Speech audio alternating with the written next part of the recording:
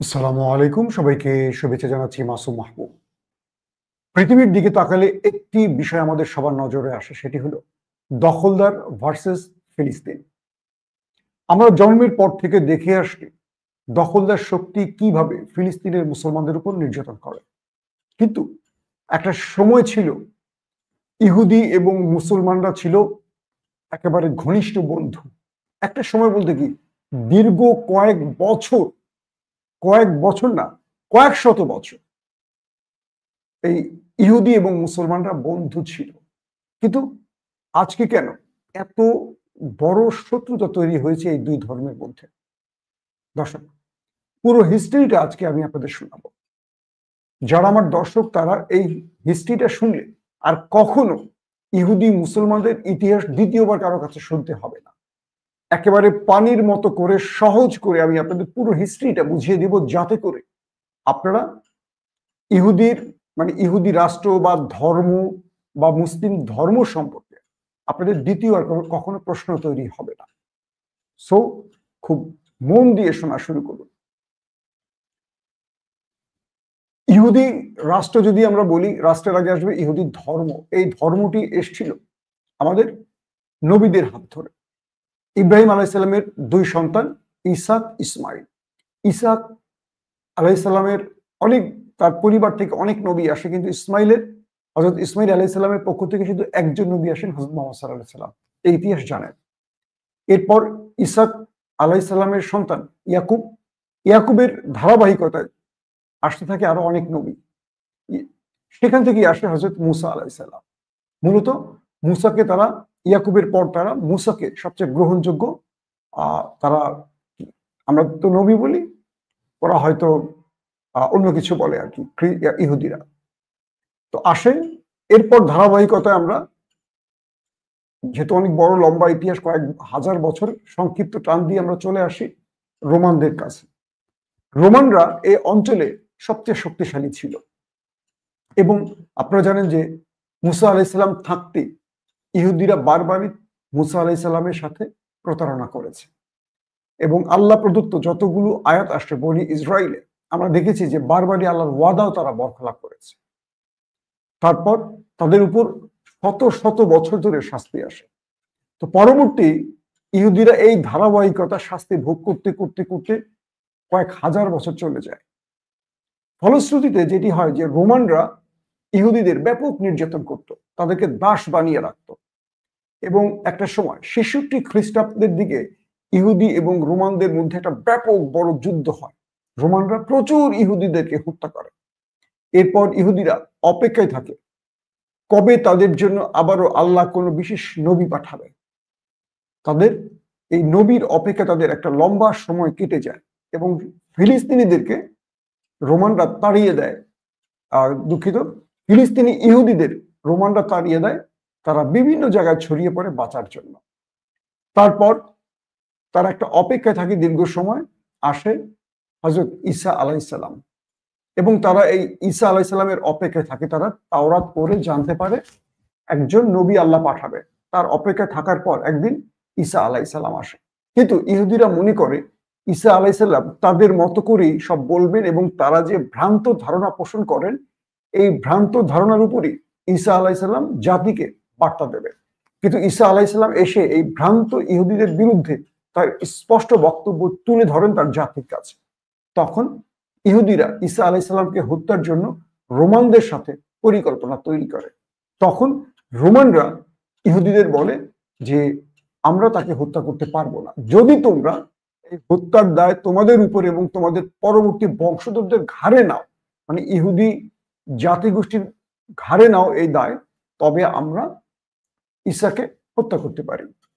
পরবর্তী এই অঞ্চলের যিনি রোমান গভর্নর, তিনি ইহুদিদের আশ্বাসের ভিত্তিতে তাকে স্টুলে চড়ান এবং আমরা জানি যে আল্লাহ রাব্বুল আলামিন হযরত ঈসা আলাইহিস সালামকে সেখান থেকে তুলে নেন।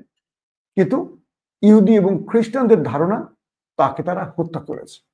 এরপর একটা লম্বা সময় কেটে যায়, কিন্তু ক্রমান্বয়ে রোমান বা খ্রিস্টানদের ধারণা আস্তে আস্তে বৃদ্ধি পেতে থাকে যে তাদের প্ররোচনায়, মানে ইহুদিদের প্ররোচনায় তারা ঈসা আলাইহিস সালামকে হত্যা করেছে। এরপর তাদের উপর আবার আক্রমণ শুরু হয়, অর্থাৎ রোমানরা ইহুদিদের উপর ব্যাপক আক্রমণ করে।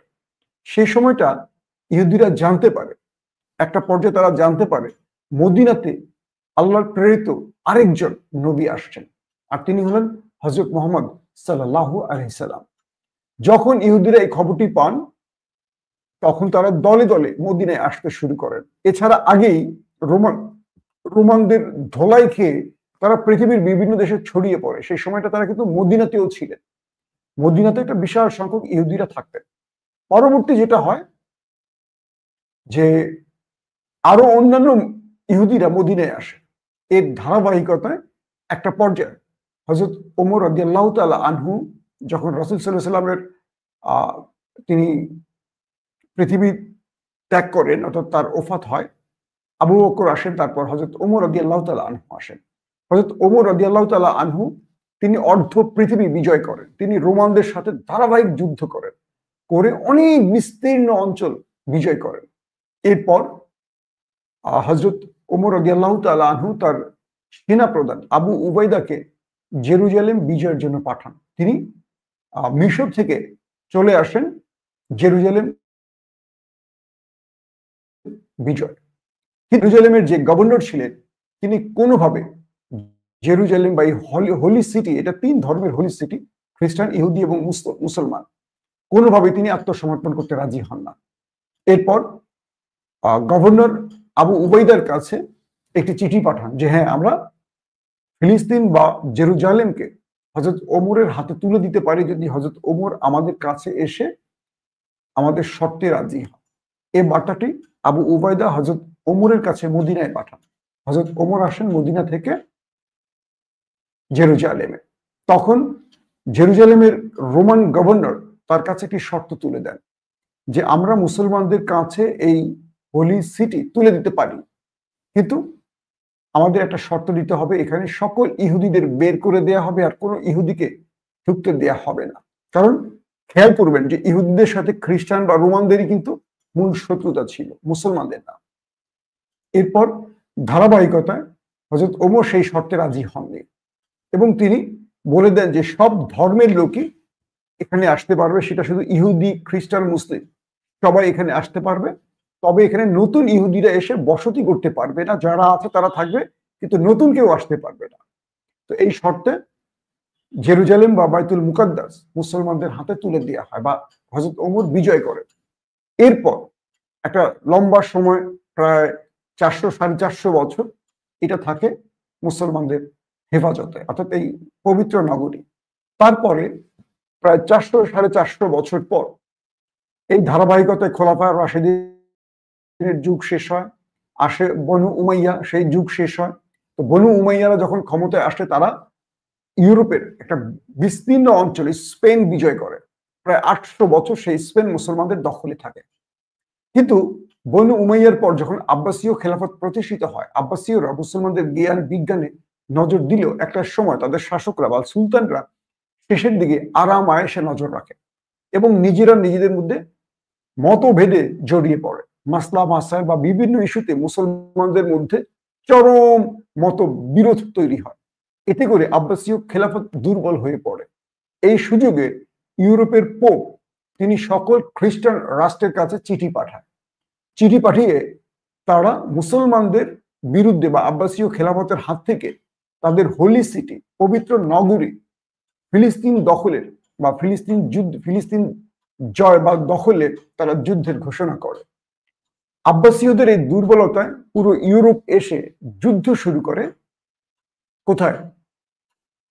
1099 খ্রিস্টাব্দে সকল ইউরোপীয় দেশগুলো আব্বাসীয় খেলাফত বা মুসলিম সালতানাতের বিরুদ্ধে যুদ্ধ ঘোষণা করে। এরপর তারা ফিলিস্তিন জয় করে।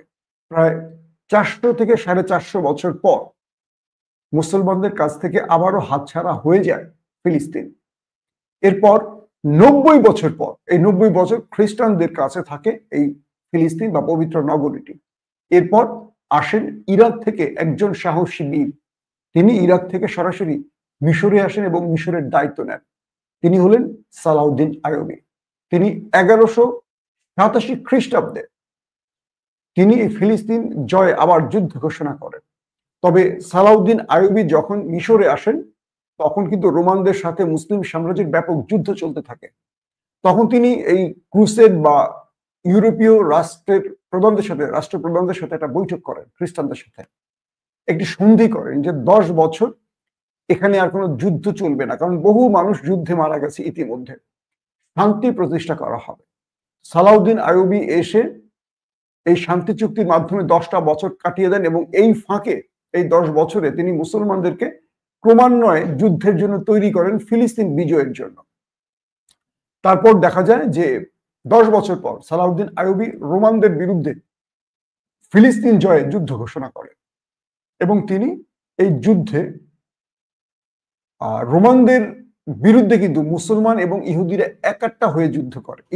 কিছু কিছু ইতিহাস বলে যে রোমানদের বিপরীতে সালাউদ্দিন আইয়ুবী মুসলিম সেনাবাহিনী গঠন করেন আর তাদেরকে নেপথ্যে বিভিন্নভাবে সহযোগিতা করেন ইহুদিরা, যেহেতু ইহুদিদের পবিত্র নগরী এবং ইহুদিদের আশ্রয় দিচ্ছিল এই মুসলমানরা। কারণ যতবারই রোমানরা তাদেরকে মেরেছে, আল্লাহ রসুলের আসার পর অর্থাৎ মদিনার রিয়াসত প্রতিষ্ঠার পর তাদেরকে কিন্তু প্রতিবারই সাহায্য করেছে মুসলমানরা ইহুদিদেরকে। খেয়াল করবেন, তথ্যের একটা গ্যাপ হলে আরেকটা তথ্য হয়তো বুঝতে কঠিন হয়ে যাবে আপনাদের জন্য। এরপর দেখা যায় যে ক্রমান্বয়ে তার পরবর্তী যখন ফিলিস্তিন বিজয় করেন সালাউদ্দিন আইয়ুবী, এরপর রোমানরা সেখান থেকে পালিয়ে যায়।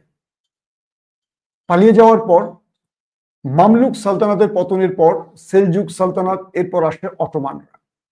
এবং অটোমান সালাউদ্দিন আইয়ুবী যে ফিলিস্তিন বিজয় করেছিল এটা প্রায় 700 বছরের মতো অটোমানদের আন্ডারে থাকে এবং বলা হয় যে এই অঞ্চলে ইহুদি এবং মুসলমানরা শান্তিতে বসবাস করে। এই অটোমান সাম্রাজ্যের সময়টা দীর্ঘ সময় মুসলমান এবং ইহুদিদের কোনো যুদ্ধের ইতিহাস এই সময়টা খুঁজে পাবে না ইতিহাসে।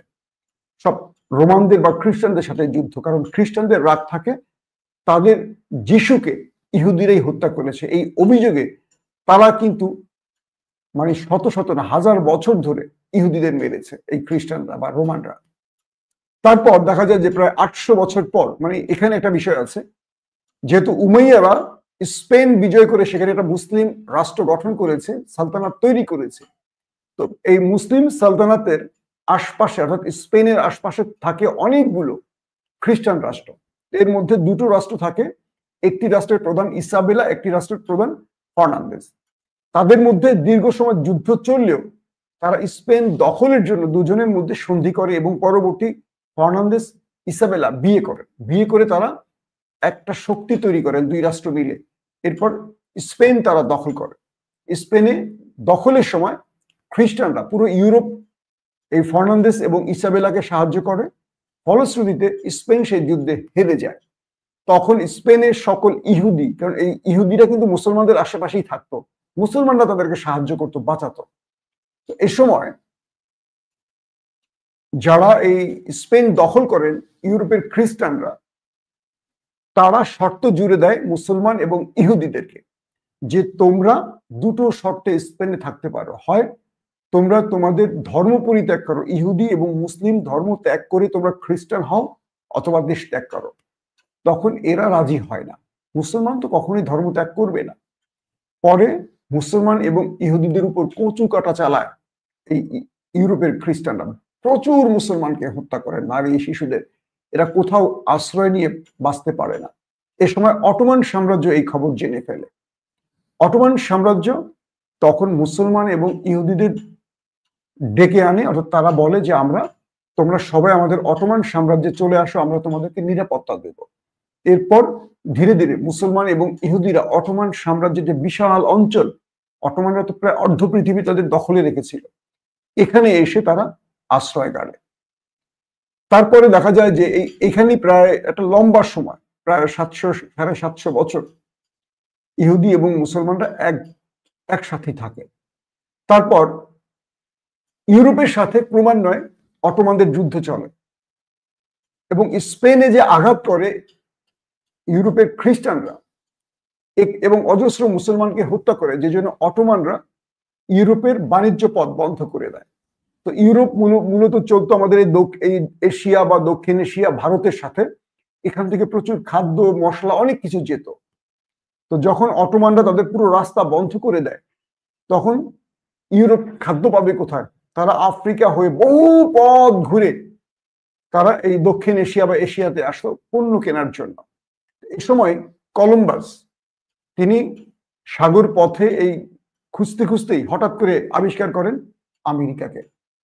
পরে এই খবরটি যখন ইউরোপে জানে ব্রিটিশরা, এই আমেরিকা দখলে আসে এবং অজস্র লক্ষ লক্ষ আমেরিকানদের মারে, তারা মেরে সেখানে ব্রিটিশ কলোনি তৈরি করে। এই ইতিহাস জানেন। একটা পর্যায়ে আমেরিকা এবং ইউরোপে অর্থনৈতিক কি বলবো যে উত্থান শুরু হয়। তো এই সুযোগে দেখা যায় যে অনেক ইহুদিরা মুসলিম রাষ্ট্র বা মুসলমানদের বন্ধুত্ব ত্যাগ করে। এখানে মূল পয়েন্ট। যখন ইউরোপ আমেরিকা অর্থনৈতিকভাবে উপরে যায়, সেই সুযোগে ইহুদিরা এই মুসলিম রাষ্ট্রগুলো থেকে তারা একে একে সব ইউরোপে চলে যায়। তো ইউরোপের রাষ্ট্রপ্রধানদের তাদের ইহুদিদের ইউরোপের রাজারা তখন ইহুদিদের শর্ত জুড়ে দেয় যে তোমরা আমাদের যিশুকে হত্যা করছো, তোমাদের সাথে আমাদের 1000 বছরের যুদ্ধ, তবে তোমরা আমাদের দেশে আসতে চাইলে তোমাদের জন্য দুটো শর্ত আছে। প্রথম শর্ত হলো তোমরা আমাদের কোনো ভূমি কিনতে পারবে না, জমি কিনতে পারবে না। আর দ্বিতীয়, তোমরা আমাদের সেনাবাহিনীতে আসতে পারবে না, সবসময় সেনাবাহিনীদের কাছ থেকে দূরে থাকবা। তারপরে যে বিষয়টি তৈরি হয় যে ইহুদিরা যখন ইউরোপে বসবাস শুরু করে, কিন্তু তারা কোনো জমি কিনতে পারতো না, তারা কিছুই করতে পারতো না। তারা কি করে? তখন কাজ নাই, তখন তারা ব্যবসা বাণিজ্য শুরু করে। এই ব্যবসা বাণিজ্য করতে করতে করতে করতে তারা ইউরোপের সবচেয়ে ধনী লোক হয়ে যায়।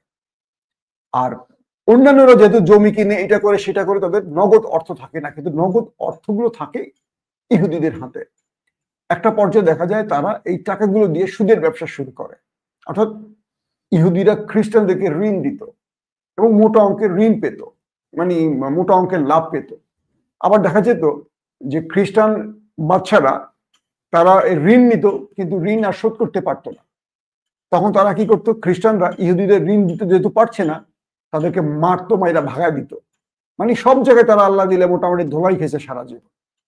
এরপর দেখা যায়, মানে এরপরই জার্মানে আসেন এক ভিন্ন ব্যক্তি, যার নাম হলো মায়ার রথচাইল্ড। মায়ার রথচাইল্ড, আপনারা জানেন যে তিনি মূলত পৃথিবীতে ব্যাংক চালু করেন। তো এই জার্মান ব্যক্তি মায়ার রথচাইল্ড চিন্তা করেন যে আমরা এই বিচ্ছিন্ন বিচ্ছিন্ন সুদের টাকা দিচ্ছি, পাড়ায় মহল্লা ছোট ছোট ছাপড়ি বানায় দোকানের মতো বানাইয়া আমরা একটা ব্যাংক প্রতিষ্ঠা করি। তখন এই মায়ার রথচাইল্ড জার্মানে তিনি ব্যাংক প্রতিষ্ঠা করেন এবং তার যে 5 ছেলে থাকে ইউরোপে 5 ছেলেকে ছড়িয়ে দেন এবং ইউরোপে তাদের প্রতিটি দেশে ব্যাংক প্রতিষ্ঠা করেন। এবং এই ব্যাংক থেকেই খ্রিস্টানরা ঋণ নিত এবং তারা যখন যুদ্ধ করত, অনেক অর্থের প্রয়োজন হতো, তখন ইহুদিদের ব্যাংক থেকে টাকা নিত। এই মায়ার রথচাইল্ডের নামটা মনে রাখবে। তো হঠাৎ করে ফ্রান্সের সাথে ব্রিটেনের যুদ্ধ বেঁধে যায়।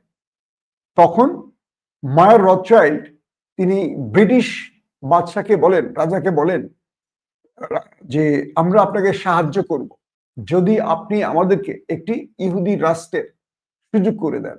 তো দেখা যায় যে ব্রিটিশরা যখন ফ্রান্সের সাথে যুদ্ধ করে, তখন ফ্রান্সের রাজা ছিলেন নেপোলিয়ান। এই সময়টা দেখা যায় যে যুদ্ধে ব্রিটিশরা প্রায় হেরে যাচ্ছিল। এই পরিস্থিতির মধ্যে ব্রিটিশরা এই মায়ার রথচাইল্ড, ইহুদি ব্যাংকার মায়ার রথচাইল্ডের কাছ থেকে হিউজ টাকা লোন নেয়, নিয়ে তারা যুদ্ধে জিতে যায়, ফ্রান্স হেরে যায়। তারপর 1803 যে যুদ্ধটার কথা বলছি, যে 1803 সালে এই ফ্রান্স এবং ব্রিটেনের মধ্যে যুদ্ধটা শুরু হয়। আর মায়ার রথচাইল্ড যে ব্যাংকটা প্রতিষ্ঠা করেন, এটা বলা হচ্ছে যে 23 ফেব্রুয়ারি 1743 সালে তারা এই প্রথম ব্যাংকটি চালু করেন। তো যখন ফ্রান্স হেরে যায় ব্রিটেনের কাছে ইহুদিদের অর্থ পেয়ে, তখন ব্রিটিশদের সাথে ইহুদিদের সম্পর্ক ক্রমান্বয়ে বাড়তে থাকে। এরপর পুরো পৃথিবীতে আস্তে আস্তে ইহুদিদের সম্মান বা তাদের ইজ্জত বেড়ে যায় এবং ইউরোপের মধ্যে প্রতিটি জায়গায় তাদের এই ব্যাংক থাকে, যে ব্যাংক থাকার কারণে পুরো অর্থনৈতিক চাবিকাঠি তাদের হাতে চলে আসে ইউরোপের। এরপর এই ধারাবাহিকতা দেখা যায় যে ইংরেজরা বা ব্রিটিশরা তারা ইহুদিদের কাছে অনেকটা আটকে যায় এই অর্থের কারণে, কারণ হিউজ লোন তাদের কাছ থেকে নিয়ে রাষ্ট্র চালায় তারা। তারপর দেখা যায় মানে বারবারই এই ইহুদিরা ব্রিটিশদের কাছে তাদের একটা রাষ্ট্র প্রতিষ্ঠার দাবি জানায় যে তোমাদের আমরা যে অর্থ দিচ্ছি তোমরা আমাদের একটা ফেভার করো, সেটা হলো আমাদের একটা রাষ্ট্র তৈরি করে দাও। তারপর 1880-তে পুরো ইহুদিদের একটা জায়নিস্ট, এই যে জায়নিস্ট শব্দটা বলি, তাদের একটা সিক্রেট মিটিং হয়। এটা হলো 1880 খ্রিস্টাব্দে। তারা একটা সিক্রেট মিটিং করে এবং বলা হয় যে এই মিটিং থেকে তারা ইহুদি রাষ্ট্র তৈরির একটা পরিকল্পনা তৈরি করে এবং সেই সময়টা তারা ক্রমান্বয়ে ফিলিস্তিনে আস্তে আস্তে ইহুদিদের পাঠানো শুরু করে এবং এই ইহুদিরা ফিলিস্তিনে এসে গরিব আরবদের কাছ থেকে ডোবা নালা বিভিন্ন জমি 3 গুণ 4 গুণ দাম দিয়ে কিনে ফেলে। যেহেতু আরবরা গরিব, তারা জমির মূল্য 2 টাকা, দেখা যায় 10 টাকা দিয়ে সেই জমি কিনে নিচ্ছে। এরকম করে করে করে করে ইহুদিরা আস্তে আস্তে ফিলিস্তিনে প্রবেশ করে এবং এদেরকে অর্থায়ন করা বা পরিকল্পনা দেওয়ার ক্ষেত্রে যেটা বললাম যে একটা সিক্রেট জার্নালিজম শুরু হয়, তাদেরই মাস্টার প্ল্যানের অংশ হিসেবে এটি করা হয়। দর্শক, এর ধারাবাহিকতায় আস্তে আস্তে ইউরোপে যেমন তাদের গুরুত্ব বেড়ে যায় এবং রথচাইল্ড আস্তে আস্তে ইহুদিদেরকে ক্রমান্বয়ে জড়ো করে তাদেরকে দিয়ে এই ফিলিস্তিনের দিকে বা জেরুজালেমের দিকে তাদের মুভ শুরু করেন এবং সেখানে তারা আস্তে আস্তে আসতে শুরু করে। এরপর দেখা যায় যে এই যে আজকে আমাদের তেল আবিব বলি, এই তেল আবিবই তারা প্রথমে এসছে এবং এটাকে তারা পরিপূর্ণভাবে সাজিয়ে গুছিয়ে তাদের মতো করে নিয়েছে। এরপর তারা রেডিও টেলিভিশন আনেন এবং হিব্রু ভাষায় পৃথিবীর প্রথম রেডিও টেলিভিশন শুনতে পারে, দেখতে পারে। আর এতে করে ইহুদিরা ক্রমান্বয়ে আস্তে আস্তে মানে এক হওয়া শুরু করে। হঠাৎ করে এই সময় আমেরিকাতে একটা বই লেখা হয়। সেই বইটা 1878 খ্রিস্টাব্দে একজন লেখক লেখেন, জিসাস ইজ কামিং, অর্থাৎ তাদের ঈশ্বর আসতেছেন। তো জিসাস ইজ কামিং এই বইটিতে একটা কথা উল্লেখ থাকে এরকম যে জিসাস তখনই পৃথিবীতে আসবে যখন ইহুদিদের একটা রাষ্ট্র প্রতিষ্ঠা হবে। এই বইটির উপর ভিত্তি করে খ্রিস্টান ইহুদিদের মধ্যে ব্যাপক প্রভাব পড়ে।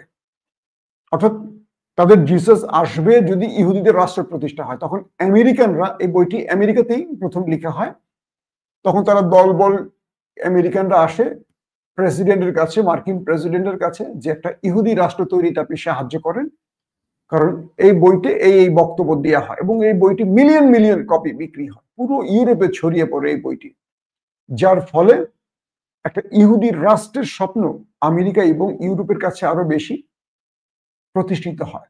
এরপর দেখা যায় যে 1897 খ্রিস্টাব্দের দিকে সুইজারল্যান্ডে থিওডোর হার্জেল নামে একজন ব্যক্তি এই জাইনিজম সিস্টেমটি চালু করে। এটা হলো 1878 খ্রিস্টাব্দে সুইজারল্যান্ডে প্রথম জাইনিজমের আত্মপ্রকাশ ঘটে থিওডোর হার্জেলের মাধ্যমে এবং তিনি একটি সম্মেলন কল করেন সকল ইহুদিদের নিয়ে এবং এই সম্মেলন কল করে তিনি সেখানে একটি ভবিষ্যৎবাণী করে বলেন, আগামী 50 বছরের মধ্যে আমরা একটি ইহুদি রাষ্ট্র পাবো এবং আমাদের সেই লক্ষ্যে কাজ করতে হবে। এবং সেখানে একটি পতাকা, আজকে যে ইসরায়েলের পতাকা দেখেন, এই পতাকাটি সেখানে প্রদর্শন করে তারা নিজে হাতে এঁকে। ওই কনফারেন্সের মধ্যে বা সম্মেলনের মধ্যে থিওডোর হার্জেল সেই পতাকাটা আঁকেন, যেটা আমরা এখন দেখি ইসরায়েলের পতাকা। তারপর তিনি 50 বছরের একটা ভবিষ্যৎবাণী করেন যে এরপর একটি রাষ্ট্র তৈরি হবে। এরপর এই থিওডোর হার্জেল তিনি আসেন ওসমানীয় খলিফাদের হাতে, কারণ ফিলিস্তিনটা তখন ওসমানীয়দের হাতে। তিনি এসে ফিলিস্তিনের ভূমিটা ইহুদিদের কাছ থেকে চান যে আপনাকে আমাদের যত টাকা দেয়া লাগে সব দেব, কিন্তু ফিলিস্তিনের ভূমিটা আমাদের বা জেরুজালেমটা আমাদের দেন, আমরা এখানে একটা ইহুদি রাষ্ট্র প্রতিষ্ঠা করতে চাই। তো অটোমান সাম্রাজ্যের সুলতান আব্দুল হামিদ তাকে প্রচন্ড জোরে ধমক দিয়ে বলেন, প্রয়োজনে তুমি আমার সারা শরীরের মাংস কেটে কেটে নিয়ে যাও, ফিলিস্তিন বা জেরুজালেম, মসজিদুল আকসা, এই হোলি সিটি আমি তোমাকে দিতে পারবো না, কোনোভাবেই না, বেরিয়ে যাও তুমি এখান থেকে।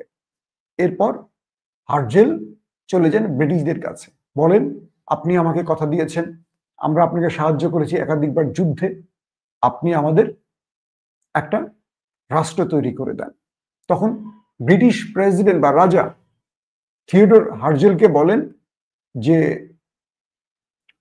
তোমাকে আমরা দুটো অপশন দেই, একটি হলো আর্জেন্টিনা আর একটি হলো উগান্ডা। তো তোমরা এই দুটো রাষ্ট্রে ইহুদি রাষ্ট্র প্রতিষ্ঠা করো। তখন আর্জেন্টিনা কিন্তু ব্রিটিশদের কলোনি ছিল, কিন্তু আমরা অটোমানে হাত দিতে পারবো না। অটোমান অনেক শক্তিশালী সাম্রাজ্য, এদের সাথে আমাদের এদের কাছ থেকে ফিলিস্তিন নেওয়া এই মুহূর্তে সম্ভব নয়। খেয়াল করবেন। তো ইহুদিরা রাজি না, তারা বলছে যে না, কোনোভাবেই আমরা অন্য কোথাও আমাদের ইহুদি রাষ্ট্র প্রতিষ্ঠা করব না। আমরা প্রতিষ্ঠা করলে সেটা করব আমাদের হোলি সিটিতে, যেখানে আমাদের নবী এসছেন, বা যেখানে আমাদের মূল পূর্ণভূমি, আমাদের ঐতিহ্য, 1000 বছরের 2000 বছরের যে ঐতিহ্য বা আমাদের মূল ভূখণ্ড ফিলিস্তিন, সেখানেই আমরা যাব। তারপর এই ইহুদিরা ব্রিটিশদেরকে আস্তে আস্তে খেপানো শুরু করে। খেপাতে খেপাতে একটা পর্যায়ে প্রথম বিশ্বযুদ্ধের ডাক আসে, অর্থাৎ 1914 খ্রিস্টাব্দে। 1914 সালে ব্রিটিশদের সাথে প্রথম বিশ্বযুদ্ধ হয়। এই বিশ্বযুদ্ধে জার্মান এবং অটোমান একজোট, বাকিরা একজোট। সেই যুদ্ধে এই ইহুদিদের অর্থে ব্রিটিশরা বিজয় পায়। পুরো যুদ্ধের ব্যয়টা টেনে নেয় ইহুদিরা, খেয়াল করবেন। এবং এই যুদ্ধে পরাজয় হয় অটোমান এবং জার্মানদের। তারপর দেখা যায় যে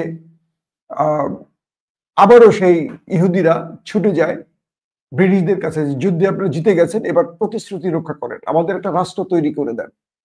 তারপর দেখা যায় যে ব্রিটিশ প্রেসিডেন্ট রক চাইল্ডের কাছে চিঠি পাঠান। চিঠি পাঠিয়ে তাকে আমন্ত্রণ জানান এবং 1917 খ্রিস্টাব্দে ব্রিটিশরা ফিলিস্তিনে একটা রাষ্ট্র ঘোষণা করে 1917 সালে। এটা প্রথম যুদ্ধের পরে। যে সময়টা তারা রাষ্ট্র ঘোষণা করে, তখন ফিলিস্তিনে ইহুদিদের বসবাস মাত্র 10%। ওই যে বিভিন্ন সময় জমি কিনে কিনে পেয়েছে এই 10%, তখন একে মেনে নেয় না, আরবরা মেনে নেয় না, কেউ মেনে নেয় না। যার ফলে ইহুদিরা এখানে ব্রিটিশের রাষ্ট্র গঠন করলেও এখানে কোনো সুবিধা করতে পারে না ইহুদিরা। এরপর ধাপে ধাপে আরো ইহুদিদের ইউরোপ থেকে, বিভিন্ন দেশ থেকে ফিলিস্তিনে পাঠানো হয়। এরপর দেখা যায় যে প্রায় 30% ইহুদিদের বসবাস হয়ে যায় ফিলিস্তিনে। পরিকল্পিত তারা এই কাজটি করে। এবং প্রথম বিশ্বযুদ্ধে জার্মান হেরে যায়। হিটলার এই যুদ্ধের কারণ খুঁজে পায় যে নেপথ্যে এই যুদ্ধে প্রতারণা করেছে ইহুদিরা। কারণ রকচাইল্ড তার যাত্রা শুরু হয়েছিল জার্মান থেকে, এখানে তিনি বসবাস করতেন, এখান থেকে তিনি ব্যাংক প্রতিষ্ঠা করছেন, কিন্তু তিনি তার অর্থায়ন করছেন ব্রিটিশদের। জার্মানের নাগরিক, কিন্তু ব্রিটিশদের তিনি অর্থায়ন করেছেন। এরপর হিটলার খেপে গিয়ে শুরু করে ইহুদি নিধন।